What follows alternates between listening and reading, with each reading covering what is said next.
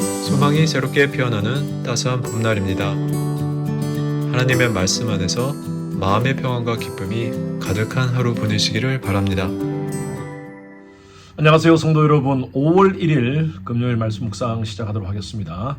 오늘 묵상할 말씀은 룻기서입니다. 룻기서 1장 11절에서 14절까지 말씀입니다. 룻기서 1장 11절에서 14절까지 말씀 같이 함께 읽도록 하겠습니다. 자, 11절부터 읽습니다.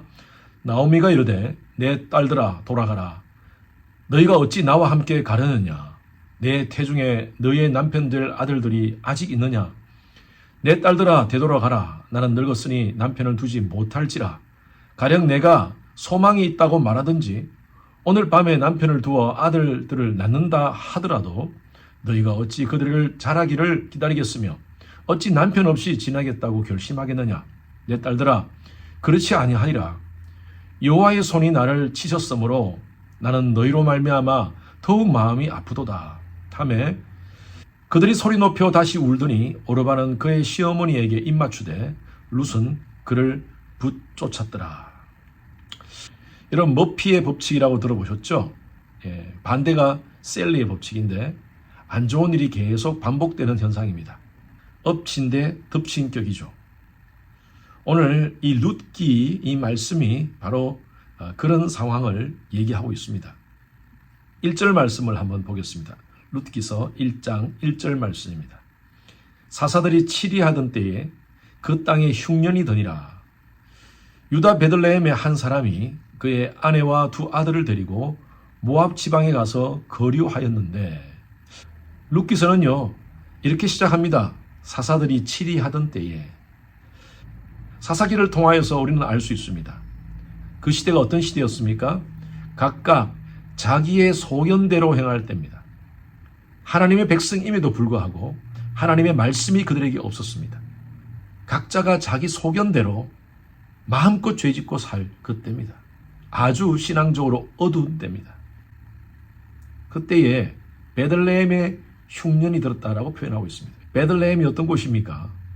이 원어적인 뜻은요, 베틀레헴이라고 해서 베트는 집이라는 뜻이고 레헴이라는 것은 빵입니다. 떡입니다. 떡집이라는 의미죠. 그만큼 풍부한 곳입니다. 그런데 그렇게 풍부한 그 지방에 흉년이 들었어요.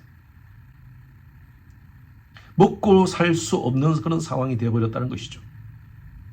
그때에 한 사람이, 여기 보니까 한 사람이 그의 아내와 두 아들을 데리고, 뒤에 말씀이 나오는데 이 한 사람이 누구냐 하면 엘리멜렉이라는 사람이었습니다. 이 엘리멜렉은요 그 아내 나오미와 함께 모압이라는 곳으로 이민을 갑니다. 그에게는 두 아들이 있었습니다. 말론과 기럨이라는 아들입니다. 이 두 아들은 모압 지역에서 아내를 만나서 결혼을 합니다. 그런데요 10년이 지난 후에 엘리멜렉이 죽습니다. 뿐만 아니라 그 아들들도 죽게 됩니다. 여러분 보십시오. 베들레헴이라는 고향에 흉년이 나는 것도 정말 힘든 일이고 또 그곳을 떠나서 모압에 사는 것도 이건 보통 힘든 일이 아니었습니다. 자기가 살던 모든 것을 다 두고 새로운 곳에서 이민 간다는 것이 쉽지 않죠. 미국에 사는 우리 이민자들도 마찬가지입니다. 한국을 떠나올 때 여러분 쉬운 결정 아니지 않습니까? 결국에는요 엘리멜렉의 아내 나오미가 고향으로 돌아가는 그런 결단을 합니다. 그래서 두 며느리를 부릅니다. 그 며느리의 이름은요 오르바와 룻이었습니다. 오늘 11절 말씀이 이렇게 시작되죠. 나오미가 이르되 내 딸들아 돌아가라. 너희가 어찌 나와 함께 가려느냐. 내 태중에 너희 남편 될 아들들이 아직 있느냐. 이 말이 무슨 말이냐 하면 이제 내가 고향으로 돌아갈 텐데 너희들은 모압 여인이 아니냐. 너희들은 각자 집으로 돌아가라. 며느리를 각자 집으로 돌려보내는 것입니다. 그러면서 하는 말이 내 태중에 너희의 남편 될 아들들이 아직 있느냐. 이것은요 이 당시의 풍습 가운데 계대 결혼이라는 것이 있었습니다. 이 계대 결혼은요 형제가 자식 없이 죽으면 다른 형제가 그 형수를 취하는 거죠. 그런데 지금 나오미가 이런 얘기를 한 거죠. 내게 자식이 없다, 더 이상. 내가 이 나이에 결혼을 한다 하더라도, 또 설령 아이를 놓는다 하더라도 그 아이가 클 때까지 너희들이 기다릴 수가 없지 않느냐. 이런 얘기를 하는 거예요. 그 뒤에 말씀이 바로 그겁니다. 내 태중에 너희의 남편을 될 아들들이 아직 있느냐. 가령 내가 소망이 있다고 말하든지 오늘 밤에 남편을 두어 아들들을 낳는다 하더라도 너희가 어찌 그들을 자라기까지 기다리겠으며 어찌 남편 없이 지나겠다고 결심하겠느냐. 이런 얘기를 하는 겁니다. 그러면서 너희들이 각자 너희들의 삶을 살아라. 나는 내 고향으로 돌아갈 것이다. 라고 이렇게 얘기를 합니다. 이때 오르반은요, 아주 빨리 계산을 합니다. 14절 보십시오. 그들이 소리 높여 다시 울더니 오르반은 그의 시어머니에게 입맞추되 룻은 그를 붙쫓았더라 라고 표현하고 있습니다. 오르반은 시어머니를 떠나는 결단을 합니다. 아무리 계산해봐도 시어머니를 따라가서 성산이 없는 삶을 살 것 같은 그런 생각이 들어서 오르반은 시어머니에게 최대한의 예의를 갖추고, 여기 보니까 입맞추고라는 것은 인사를 한다는 것이죠. 최대한의 예의를 갖추고 시어머니를 떠나게 됩니다. 오르바 입장에서 오르바의 선택이 잘못된 건 아닙니다. 가장 현실적인 선택이죠. 그런데 룻은 어떤 선택을 합니까? 거기 보니까 룻은 그를 붙쫓았더라 라고 표현하고 있습니다. 여기 붙쫓다라는 말은 히브리어로 다바크라는 단어인데 단순히 그 뒤를 쫓아가는 것이 아니라 완전히 밀착해서 하나가 되는 것을 의미합니다. 이것은 무엇을 의미하느냐 하면요, 룻은요, 뒤에 말씀에 나오겠지만 나오미가 믿는 하나님을 믿었어요. 하나님의 사랑, 하나님의 헷세들을 룻은 믿었던 것이었습니다.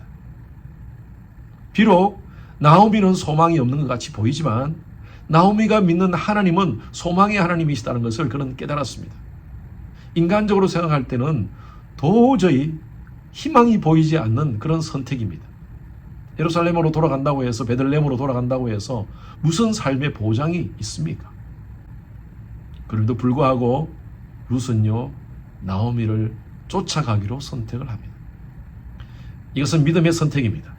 결국 우리가 잘 아시다시피 룻이 나오미를 선택했을 때 하나님께서는 룻을 위하여 보아스를 선택해 주셨고, 또 결국에는 보아스와 함께 결혼을 하게 되어서 그 자손들 가운데 다윗이 나오고 예수 그리스도가 나오게 되는 거죠. 결국은 예수 그리스도를 통하여 온 인류가 구원을 얻게 되는 그런 놀라운 족보에 이 룻이 들어가게 되는 것이었죠. 여러분의 삶 가운데 많은 선택을 하고 살아갑니다. 여러분들의 선택은 어떤 선택을 하고 사십니까? 철저하게 인간적인 손익계산서를 두드리던 오르바의 길을 선택하십니까? 아니면 아무리 두드리고 계산을 하더라도 눈에 보이는 이익이 없는, 그러나 영적인 관점에서 믿음으로 선택을 한 룻의 길을 선택하십니까? 여러분, 믿음이라는 것은요, 아무것도 보이지 않는 것에서 하나님께서 원하시는 길을 선택하는 것입니다. 저는 20년 전에 이런 선택의 기로에 놓여 섰습니다. 아내와 제가 이제 앞으로의 목회의 길을 위해서 기도하는 가운데 하나님이 순종하면 복 주겠다라는 그 말씀을 주셨어요. 창세기 12장 1절에서 2절 말씀을 저에게 주셨고, 그리고 하나님께서 원하시는 길을 나는 무조건 선택하겠습니다 라고 그렇게 말씀을 드렸어요. 그때 어스틴 주님의 교회에서 청빙이 왔습니다. 어스틴이라는 작은 도시에서 어떻게 건강한 교회를 만들 수 있을까? 이건 인간적인 생각이었어요. 하나님이 계속 순종할 수 있겠니? 그 말씀을 주셨기에 계산하지 않고 저희들은 이곳에 왔습니다. 지난 20년 동안 주님의 교회라는 교회가 이렇게 건강하게 성장하게 되었고 오늘까지 오게 되었죠.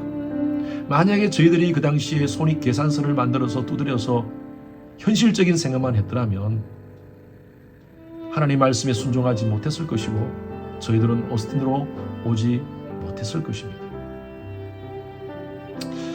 때로는 하나님께서 우리 눈에 아무것도 보이지 않는 속에서 어떤 결정을 하게 하십니다.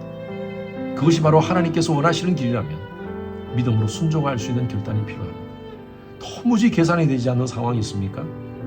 기도합시다. 그리고 하나님께서 원하시는 것을 알고 순종하는 그런 마음을 갖기를 바랍니다. 그럴 때 주시는 하나님의 놀라우신 은혜를 룻과 같이 경험하시는 여러분 되시길 주님 이름으로 축원합니다. 주님 감사합니다. 오늘도 말씀을 통하여 하나님의 음성 듣습니다. 룻과 같이 우리의 삶 속에서도 이 눈에는 아무것도 보이지 않고 증거도 보이지 않지만 하나님이 주신 말씀에 순종하여 우리의 발걸음을 디딜 때, 우리의 선택을 결정할 때 하나님께서 주시는 놀라운 은혜를 체험하는 우리의 삶이 되게 하여 주시옵소서. 감사드리며 살아계신 예수 그리스도 이름으로 기도했습니다. 아멘. 금요일은 예배를 위해서 기도하는 시간입니다. 저의 설교에 하나님께서 함께 하시고 말씀을 준비할 때 또 말씀을 선포할 때 하나님의 능력이 또 성령의 기름 부으심이 임할 수 있도록, 그래서 성도들의 삶의 변화를 경험할 수 있도록 해달라고 기도해 주시기 바랍니다.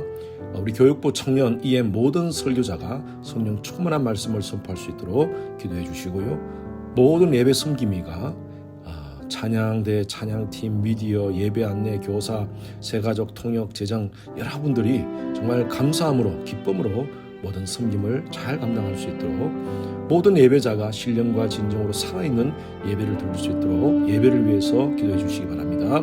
계속 성전 리모델링과 또 현 건물 매각이 하나님의 계획 안에서 순적히 진행될 수 있도록 함께 기도해 주시길 바랍니다. 함께 기도하겠습니다.